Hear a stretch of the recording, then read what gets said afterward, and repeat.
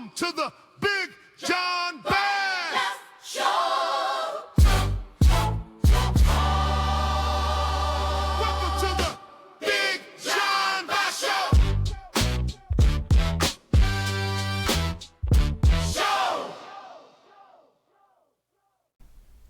Hello, legends, and welcome to the Big Jon Bass Show.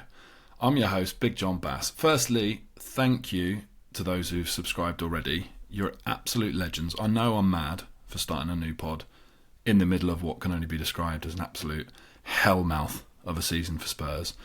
So I don't underestimate how painful it is to add another podcast to your already busy list of listening wonders. So thank you. Really do appreciate that. I'm going to be releasing new episodes every Wednesday. More if if it takes my fancy. If there's something particularly I want to talk about, I'll add more. But I give you my guarantee I will release episodes every Wednesday. I said on the Fighting Cock yesterday, and most of you I'm sure have come here from Fighting Cock, so big up Flav and all the boys. I'll always be on the Fighting Cock, by the way, so nothing's changing there. But I noticed there was a bit of a bulge in the week. I always really hated it when it would get to Wednesday and I'd have got all through my sort of initial start of the week pods, and there'd be pods at the end of the week, and then I was like, right, maybe I could just fit my pod in the middle. So hopefully this will be a little bit more, I guess, calm. I'm not doing like direct reactions from games that have just gone, so it's given me a bit of time to reflect. So I'm going to try to be, the calm in the middle of the hump bit of the week that maybe just reviews the previous game and looks ahead to the next game to give you a bit of an insight as to kind of my thoughts and processes and how I'm coping with Spurs. So we can kind of see this as group therapy together. I'll do also extra shows now and then, like I said. So if there's a particularly big game, maybe I'll do a preview. Particular hellmouth incident, maybe I'll do a post-match reaction. I'm also going to have guests once a month. So obviously I'll have all the boys from the Fighting Cock and some other people from around, the Spurs universe, the podcaster universe. Can we say that? Does that sound wanky? I'm sure it does. But, just my friends basically who are in and amongst content creation for Spurs stuff. So I'll also have guests on. And I'm also doing TikTok and stuff on Instagram as well. I don't know if I'm having a midlife crisis. I turned 40 in December. And so now I've just decided I want to do a load of creative stuff. And I love talking to you lovely people about Spurs and football and nonsense. So, I'm going to be doing TikTok stuff. There's been a little bit of controversy already. My name is Big Jon Bass, and it never occurred to me that people would search it John, because obviously I'm living in this massive body my whole life, and my name has always been Jon and not John. So if you've also been searching for the Big Jon Bass Show John, and you've still found your way here, thank you, because you've gone over and above just, searching for my name. You've actually found the correct spelling and ultimately found the show. And thanks to everyone who pointed it out. As much as I was originally like, but that's just my name. What do you mean you're searching for a different spelling? You've taken the time to let me know, and I appreciate that. So thanks. So please feel free to share the pod with other Spurs fans, and hopefully they'll enjoy it as a way forward. Right, that's the admin stuff out the way. Let's jump in. I want to review very quickly the Villa game, right? Because I felt like this was quite a big moment in the season. And before the game, I basically did a TikTok. I do TikToks now. I did a TikTok.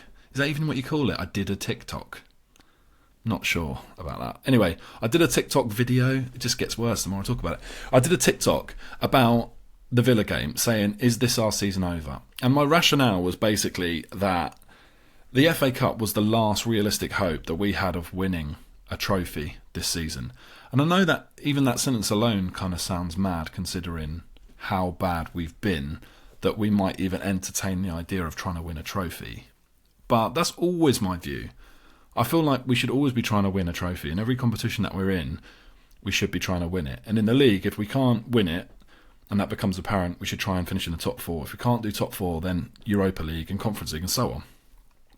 So I felt like, with us being pretty terrible in the league and out of the League Cup, that the next thing for us would be to try and do well in the FA Cup, because we're probably, and I will say probably, not going to win the Champions League. So for me, this was a case of like, we have to win this to keep our season alive. And we didn't win it. So now, where does that leave us? And after the game, we'll get into the game in a bit more detail, but after the game, in terms of like our season, I just was kind of looking at it, and it did really leave me quite dejected. I heard Jack to Trunk talking about it on Rule the Roost pod.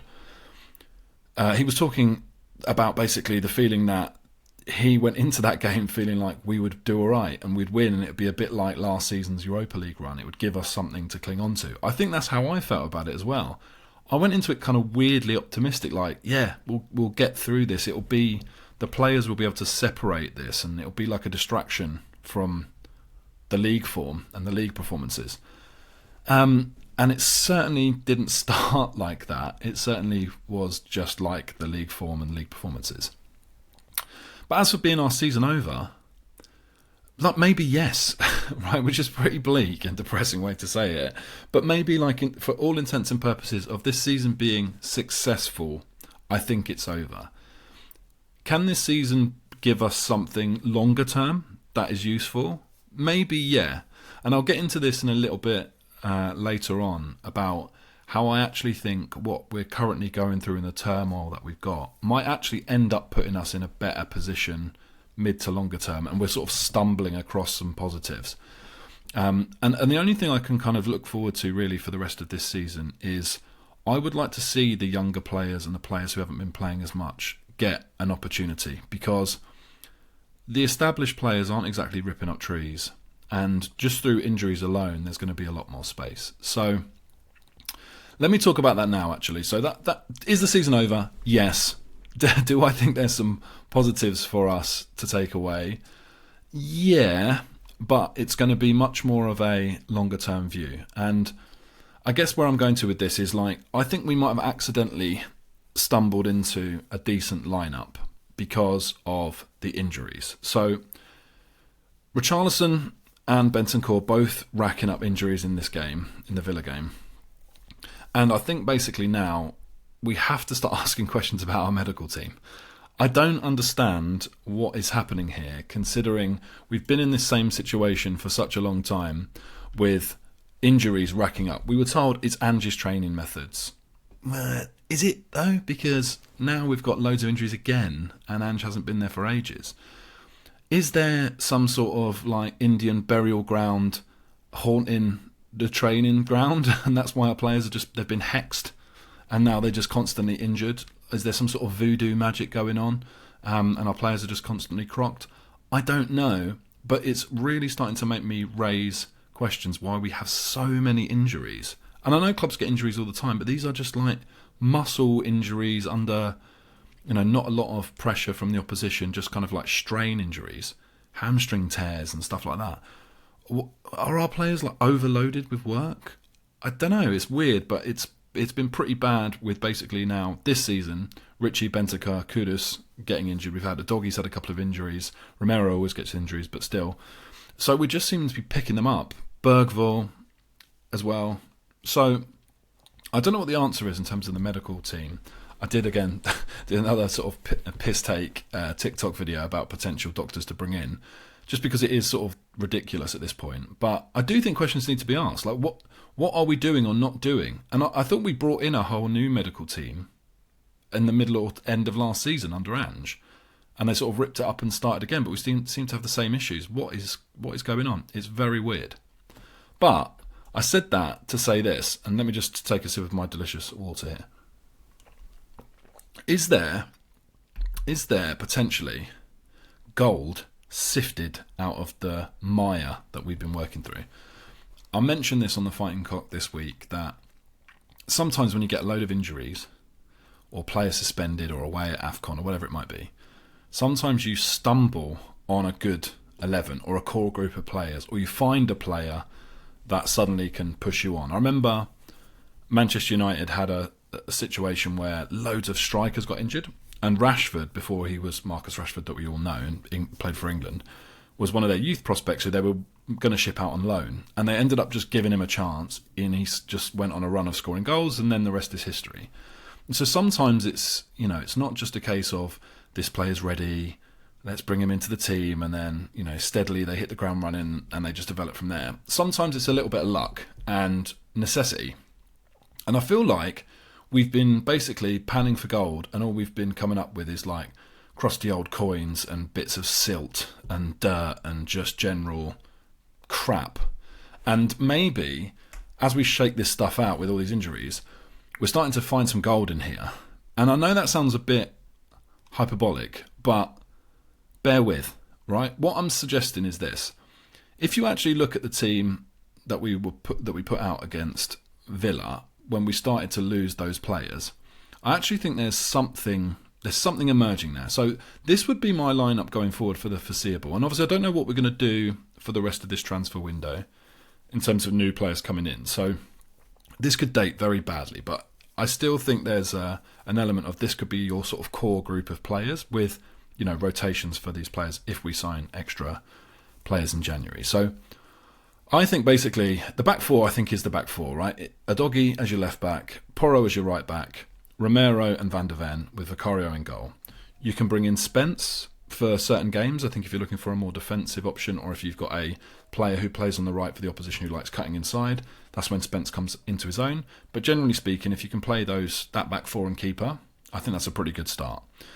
Now, midfield, this is where I think it's got interesting, right? I think actually Palhinha, Gray and Simmons as a three in midfield actually can work quite well, right? You've got one all-out destroyer who I know people find him limited and again, don't think he's the progressive passer that we need. I'm going to get into Palhinha shortly and my thoughts on how we use him. But I think as a three, you want those three players to have different attributes that complement each other really well.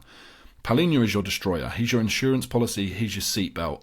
He is the guy that's going to protect the back four and just put himself about and just be a physical presence in that midfield.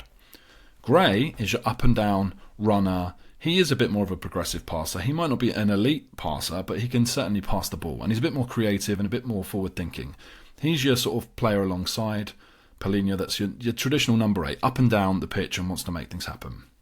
Simmons is your sort of 10, right? The player who's creative, who's got the flair, who's got the vision. Those three as a three, I actually really like that balance. And we've got questions about this later, which I'll get into, but we're hearing that Spurs are going to sign Conor Gallagher. So I think you've got, a good potential there where it's like Gallagher, Gray and Simmons when you're at home and you don't need as much of a handbrake as Palhinha.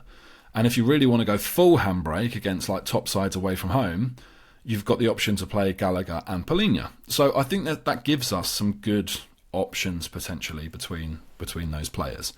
So that midfield, Palhinha, Gray and Simmons, with the players that are available, I think that gives us a pretty good platform to build.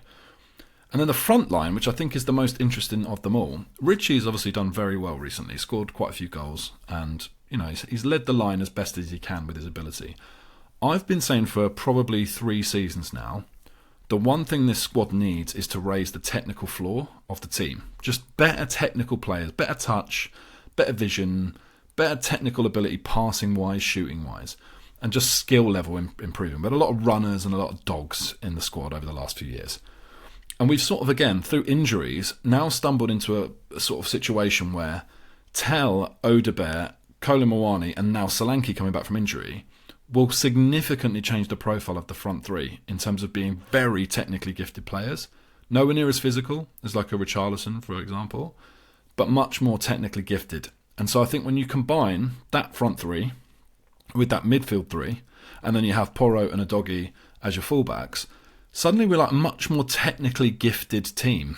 And now I'm not saying Thomas Frank is going to play to their strengths, which again, more's the pity. And I'll talk a bit more about Frank's future soon. But there is something there. Or am I completely mad? Right? I feel like there is something there with those players that I've just listed. Bring back a Bergvall when he gets fit. Bring back a Maddison. Bring back a Kulusevski, a Kudus. That core group of players, there is talent there.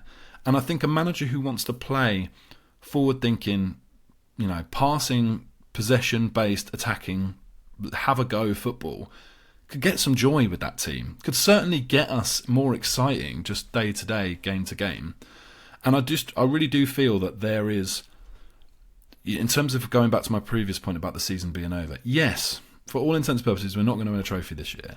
But is there a way to make it at least more enjoyable and a bit more fun and get more out of what we're seeing in games? definitely. And we saw it in the Villa game. We saw the players playing through the middle. I mean, Xavi, right? I've been quite critical of Xavi Simons. I'm not a massive fan of his generally. Of course, I want him to succeed because he plays for Spurs. But he was brilliant in moments in this game because he just got the ball and just drove through the middle of the pitch. And Gray was just finding balls through the middle of the pitch. That's what we should be doing more of. And that's what has always worried me about Thomas Frank, is that he seems unwilling to try to play through the middle of the pitch. And Villa scored their first goal was a perfect example of that, just straight through the middle of our pitch with a couple of passes and some really quick thinking, and they scored a fantastic goal against us. We should be able to do the same thing and mix it up a little bit, and rather than just spamming crosses in and hoping for set pieces, which just becomes awful. So, yeah, in summary, I think we might have stumbled on a pretty good lineup or a solution or a core group of players that we should be looking to build around over the next few months and get them as much game time together as possible to build a core group out of, because whoever's the next manager will need those young players to come in and do a job. So I think there's definitely something there. Right, next I want to talk about, sorry, as I just gargle my glass of water. Next I want to talk about Palhinha. Now Palhinha is the latest in a long line of culture war type players. And I do feel like, in fact, I can completely understand why people aren't a huge fan of Palhinha. And he sort of encapsulates, I guess, you know, the sort of two ends of the football spectrum. The sort of Yadar football man, you know, like loves a 50-50 type football fan.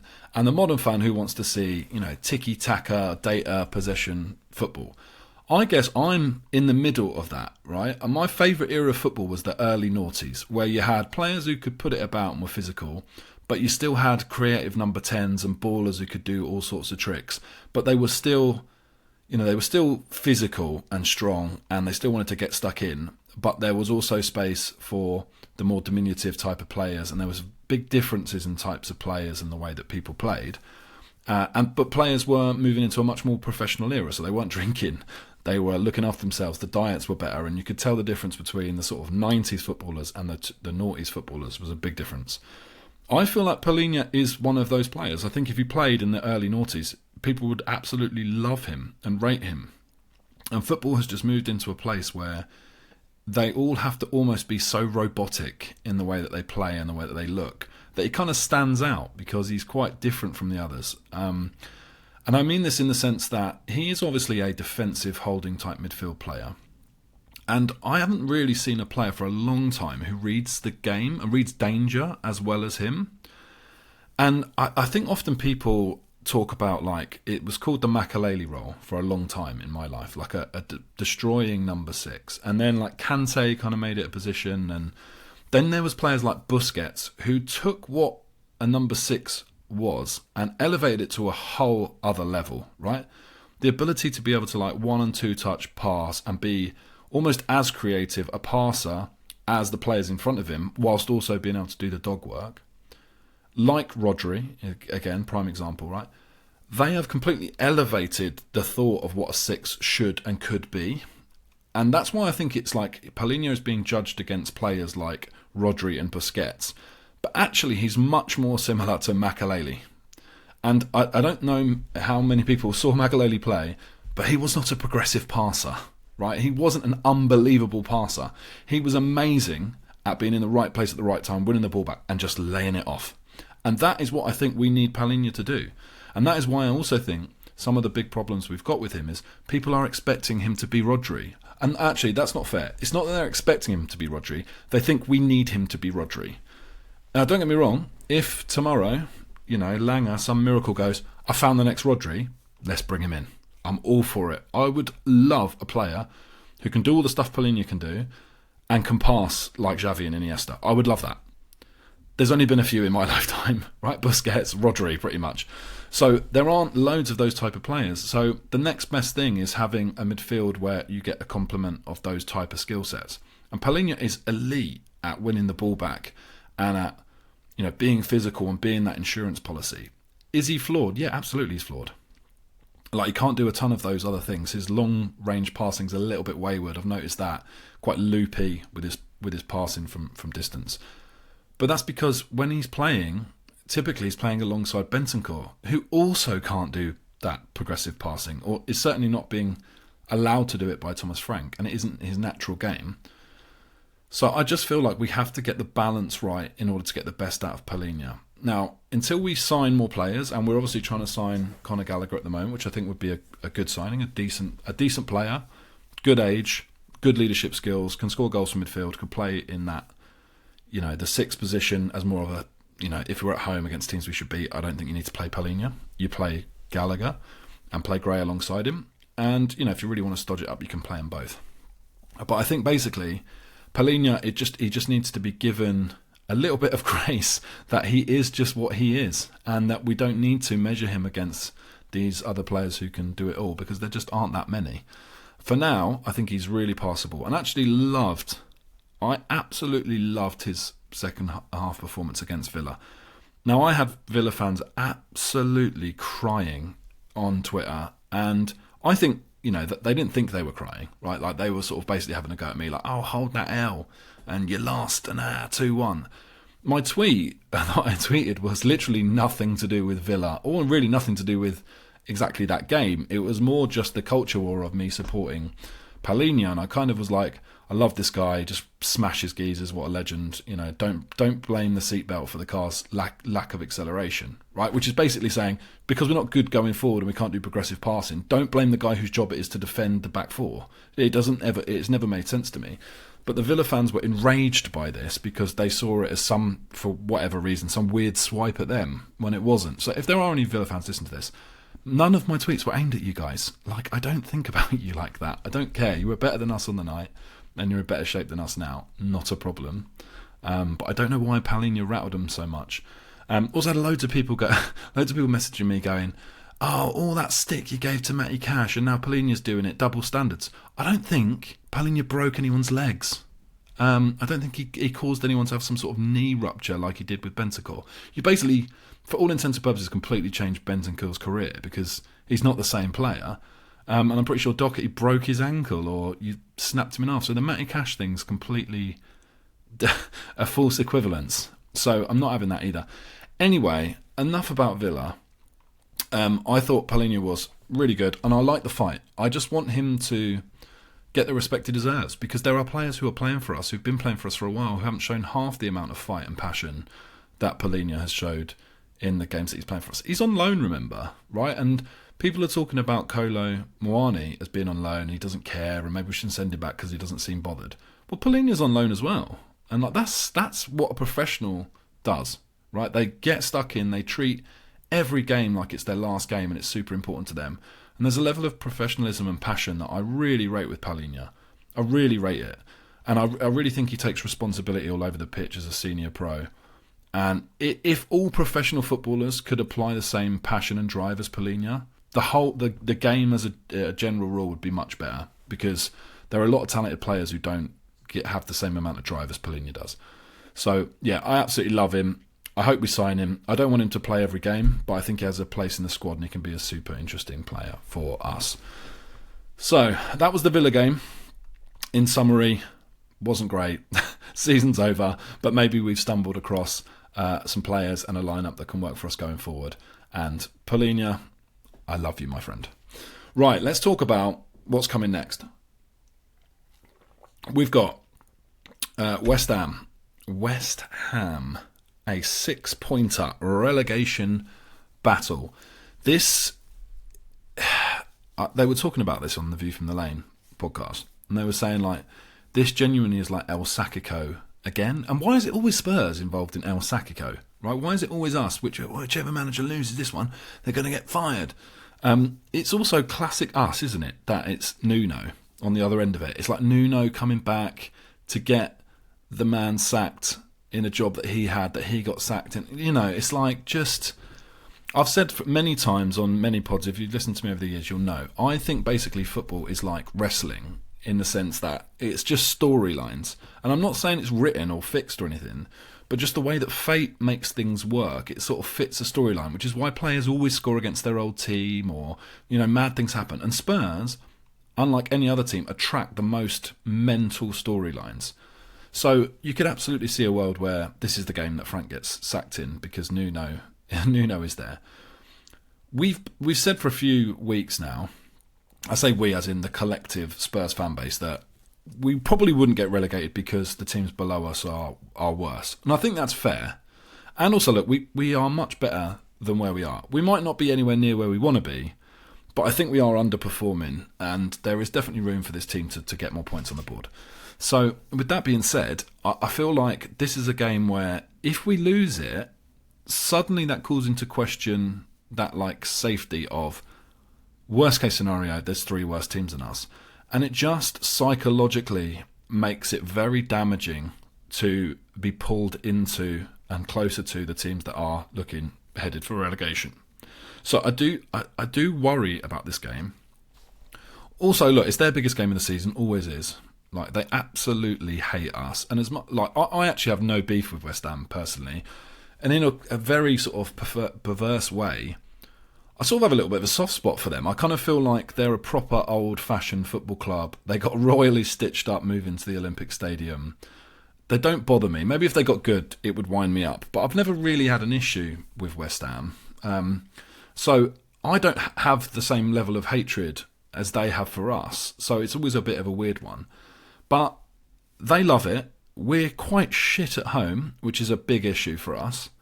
And they would absolutely love to be able to contribute to us being in a relegation battle and potentially go down. Imagine we went down and it's these points in this game. That's the reason. And that people look back and go, oh, that was it. The West Ham game, that was the one that sent. They would live off that for the rest of their lives. So I'm not thrilled about playing this game when we're playing it. And I'm also super worried that we just don't look like we know what we're doing enough still under Frank, to the point where I'm not like, okay, this is the way they play, this is the way we play. I don't know what we're doing. Well, Thomas Frank doesn't know either, but I don't know what we're trying to do. So it's really hard for me to sort of predict this game, because what we saw in the first half against Villa versus what we ended up doing against them, and I know that's circumstantial in the sense that we had to try and give it a go and trying to get back into the game, and we came out in a different mindset.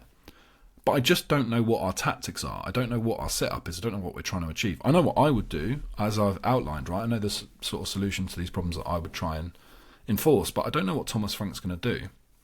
So it's going to be an interesting game. I'm always optimistic, and I'll always predict us to win. So I feel my prediction is basically we are going to win this game, probably 2-1. But honestly, who knows? Because at this point in time, I've got no way to predict this. So, next up, does losing get Frank the sack? It should. It should, right? Because then, like I said, we are in a real relegation scrap, which is mental for me to say that. And I feel sort of sick saying that. But if we do lose to West Ham, then he should be sacked. I mean, I would have sacked him weeks ago, because I just don't think he fits what we're trying to do. I understand why people are reticent to just sack him, given that we don't have a replacement. We'll discuss that as well shortly, in terms of potential replacements or interim managers. But we don't have an obvious solution for that. And, there's also a lot of fair questions around, does that even materially change much when we also have issues at the top of the club in terms of the leadership of the club? And again, I was speaking about that on The Fighting Cock, in terms of how you think about the strategy of the club. And so, sorry, I'm a little bit parched, as you can imagine. So, yeah, for me, it's I understand why people are a bit worried about the Frank situation, because the leadership of the club, right, the football strategy is unclear. And that's where I do have some sympathy for Frank.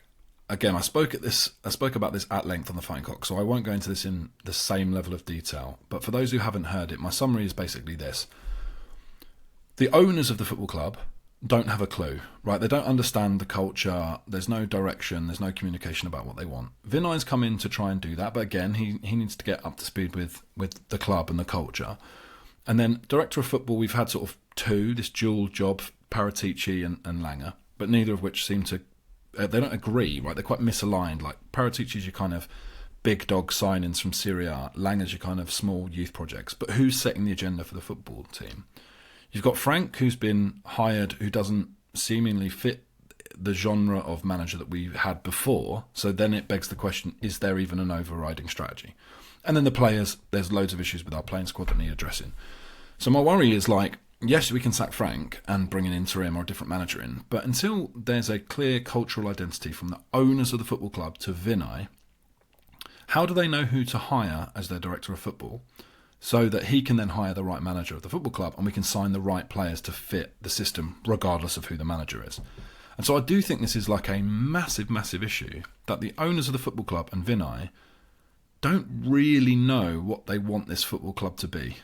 And that's a worry for me. And until we can figure that out, until they can clearly communicate what that is, we're always going to be in this same scenario where we're sort of looking for, someone that can just do a job with the club.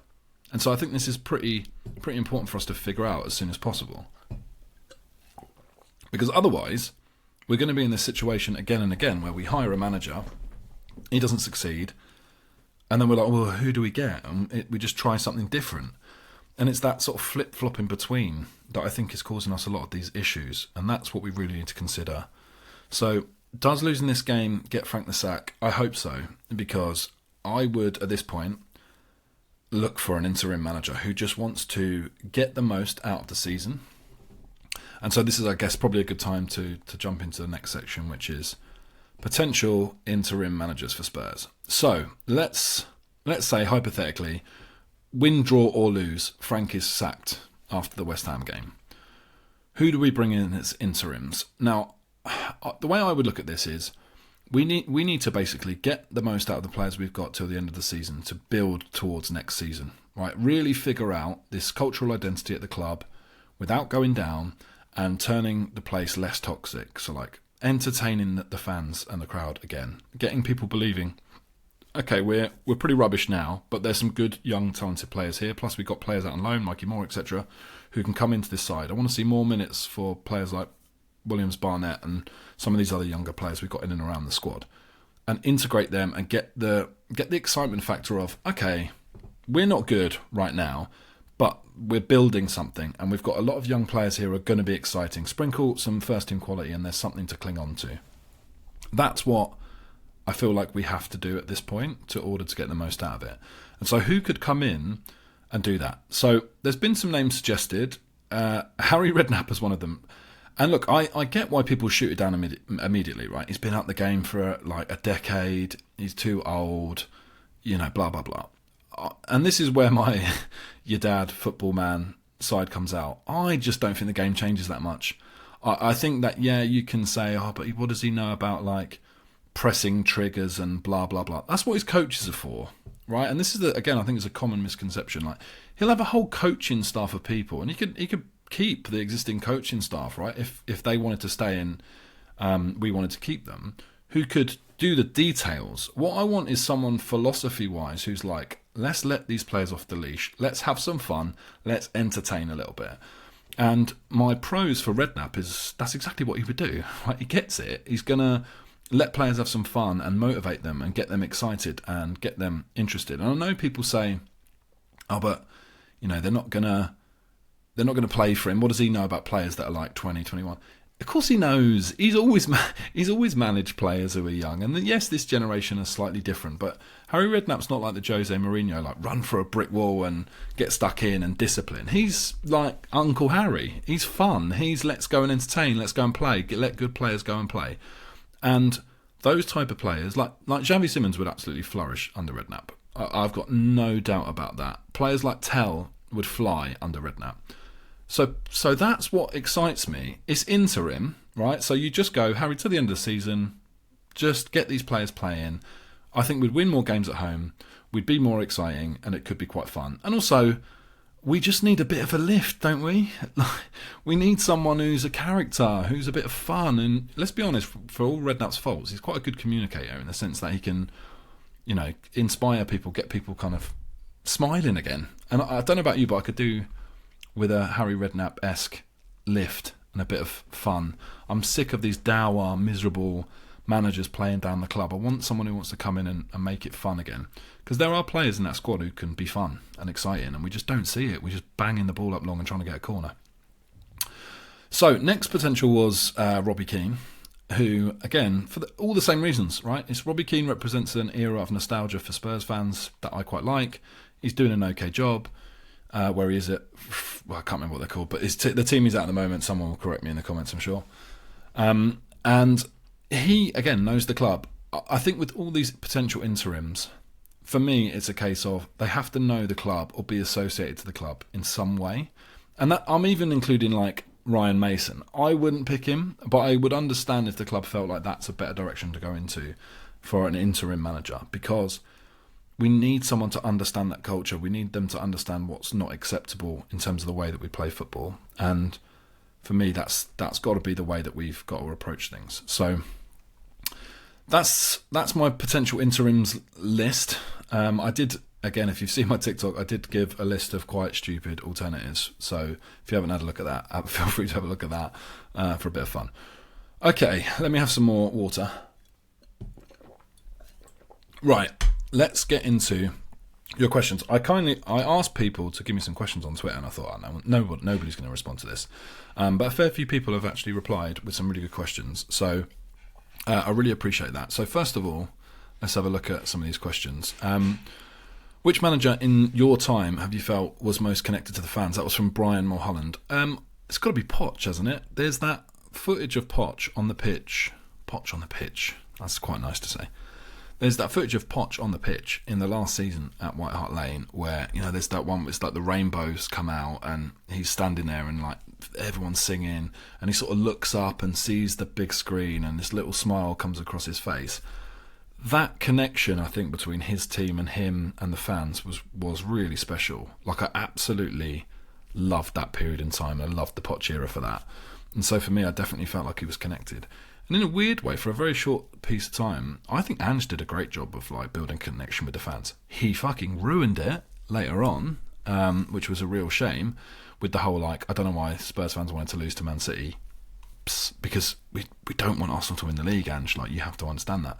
And the ear cupping thing against Chelsea, like he made a few missteps, but early on, I really loved the way Ange approached joining the club, seeing us as this massive club that we are and bigging us up and talking about us in a real positive way. I absolutely love that.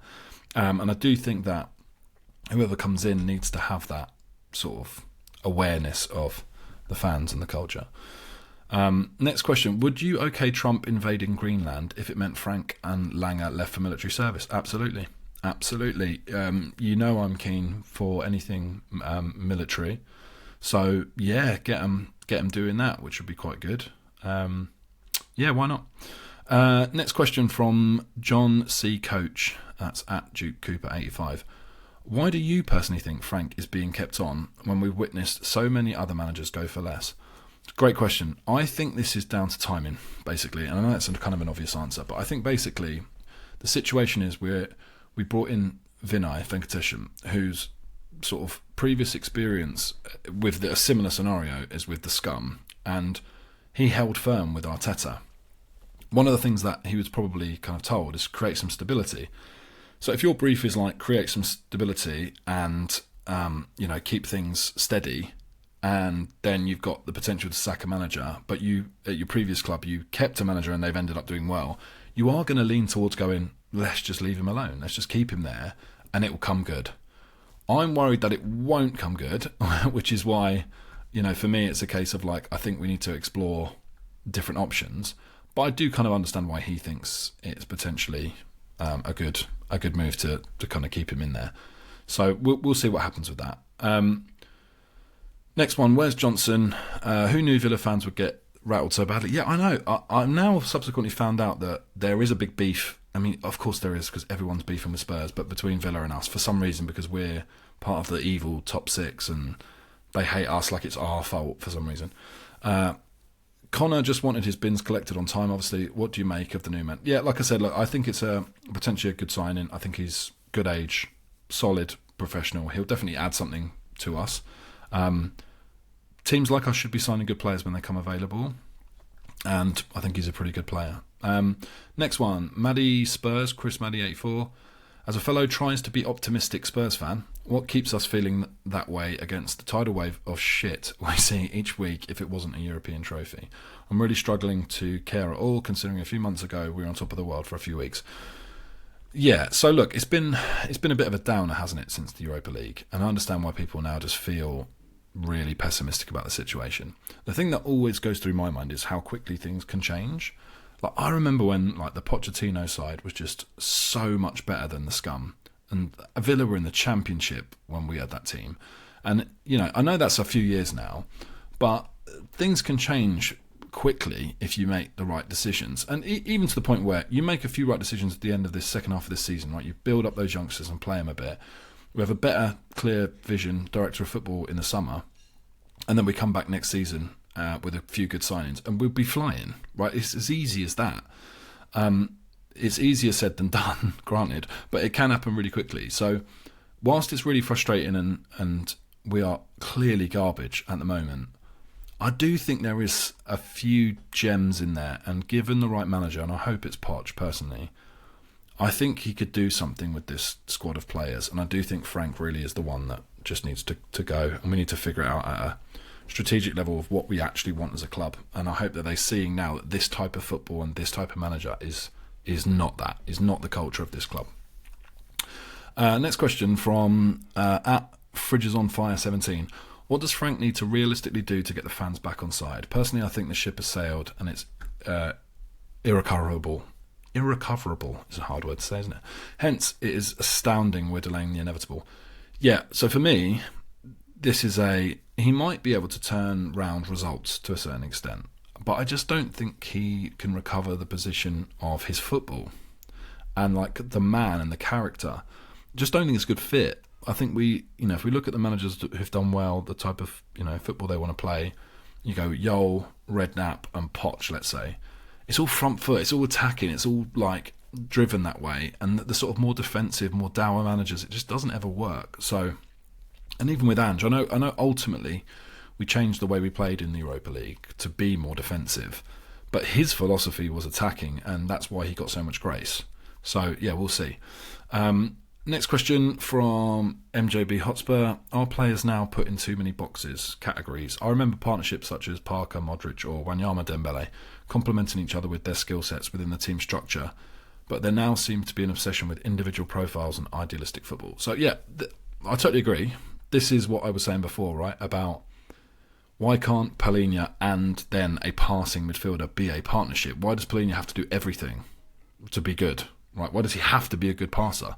There's other attributes in midfield that make a good midfielder, and there are a handful of players who can do it all, as I've listed. So look, I think there's lots of things in the game that have changed to make it different, and there is a big lean towards robotic players who can sort of do a bit of everything, and they all look very similar, all play very similar. And the game as it is at the moment, right, which has become very physical, very set piece related, very I would say quite structured. The antidote to that is the opposite, right, which is creative freedom and space and a lack of shape and a lack of structure. And I do think that is the next iteration of football. I think that you will, and this is just my guess, right? That's my theory. I think we will start to see more flary number 10s and tricky wingers and players who shoot from 30 yards more often. Because I think that is the only way you break down a back four, right? Because trying to play through that back four or put it wide and cross balls in just isn't going to work when people are sitting in so deep. So you need to play a different way. And this, the cycle of football always goes back and forth.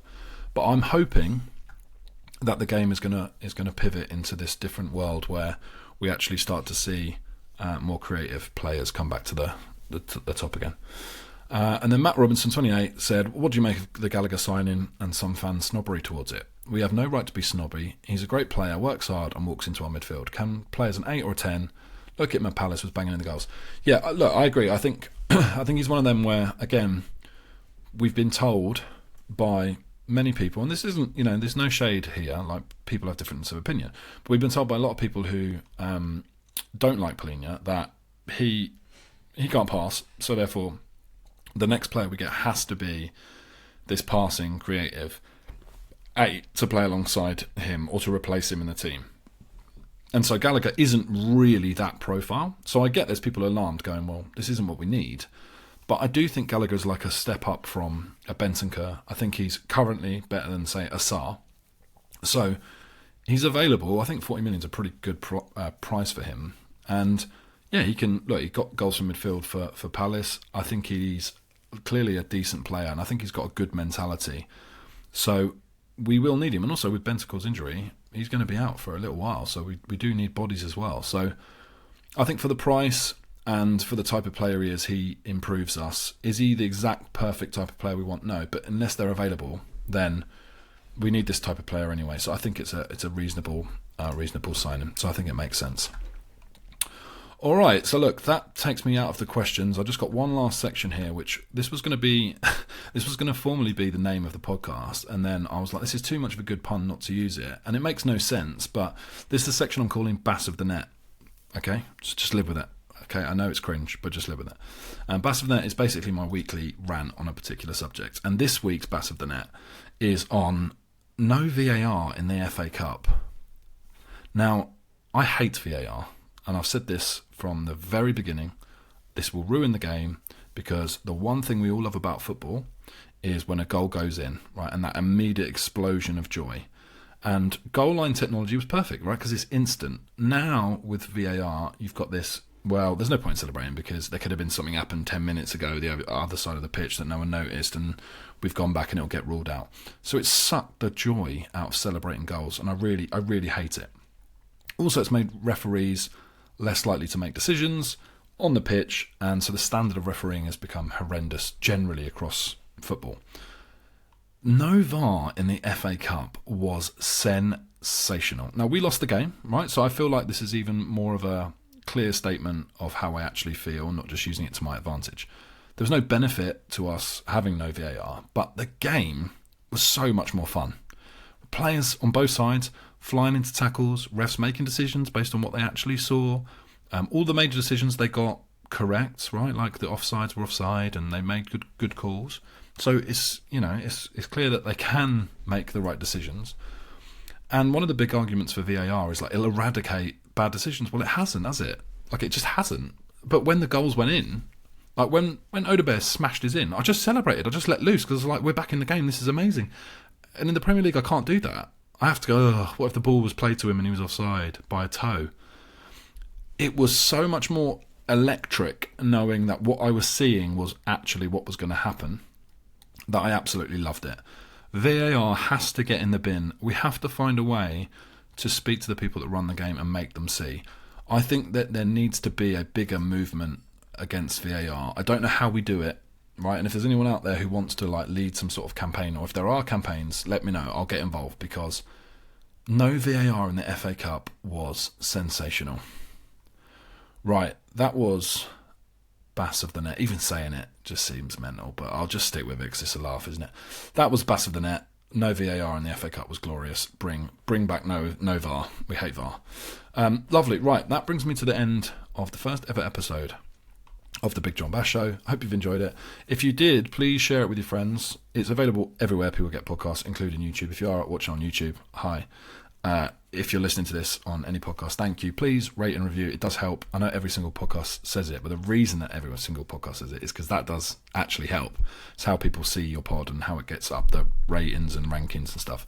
So if you can, just please, just rate and review. If you're watching this on YouTube and you're not already, subscribe, like it, do whatever you can. I'm doing this because I would like to do this more often, and so if more people listen and we share it and stuff, I can do it more often. I can do extra stuff. So please support the pod if you like the content, and I will give you more of it as much as I can. So yeah, that'll be it, and I'll see you beautiful people next week. Peace. Welcome to the Big Jon Bass Show.